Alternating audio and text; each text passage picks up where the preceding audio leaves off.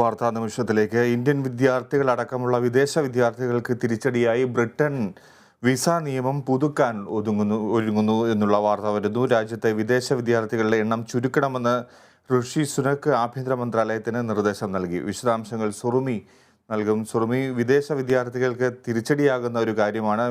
ഈ വിസ നിയമത്തിൽ എന്തൊക്കെ വ്യവസ്ഥകൾ കൊണ്ടുവരാനാണ് ബ്രിട്ടൻ ഉദ്ദേശിക്കുന്നത്? ഫിജി, നമുക്ക് എല്ലാവർക്കും അറിയാം, ഇന്ത്യയിൽ നിന്ന് നിരവധി വിദ്യാർത്ഥികളാണ് വിദേശ പഠനങ്ങൾക്കായി ബ്രിട്ടനിലേക്ക് യാത്ര തിരിക്കുന്നത്. എന്നാൽ വിദേശ വിദ്യാഭ്യാസത്തിന് ശേഷം 2 വർഷം ആ രാജ്യത്ത് നിൽക്കാം എന്നതായിരുന്നു മുൻപുണ്ടായിരുന്ന നിയമം. ഇപ്പോൾ ആ നിയമം മാറ്റി 6 മാസത്തേക്ക് ചുരുക്കാനാണ് ബ്രിട്ടൻ തീരുമാനിച്ചിരിക്കുന്നത്. ഇപ്പോൾ കാണിക്കുന്ന കണക്കുകൾ പ്രകാരം 6.25 ലക്ഷത്തോളം വിദ്യാർത്ഥികളാണ് ബ്രിട്ടനിലുള്ളത്. അതിൽ 44% ഇന്ത്യയിൽ നിന്നുള്ള വിദ്യാർത്ഥികളാണ് എന്നതാണ് കണക്കുകൾ സൂചിപ്പിക്കുന്നത്. 2 വർഷത്തെ പഠനത്തിന് ശേഷം അവിടെ തൊഴിലന്വേഷകർ എന്ന നിലയിൽ മുൻപ് നമുക്കവിടെ നിൽക്കാമായിരുന്നു. എന്നാൽ ഇനി ഇതിൽ നിന്നും മാറ്റം വരുത്തിയിരിക്കുകയാണ് ബ്രിട്ടൻ.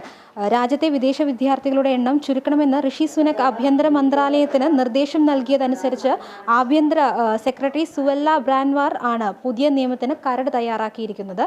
അതുപോലെ തന്നെ ബ്രിട്ടനിലേക്കുള്ള കുടിയേറ്റത്തിനുള്ള ഒരു പിൻവാതിലായി ഇത് ഉപയോഗിക്കുന്നു എന്നതാണ് ആഭ്യന്തര സെക്രട്ടറി സുവല്ല ബ്രാൻവാർ പറയുന്നത്.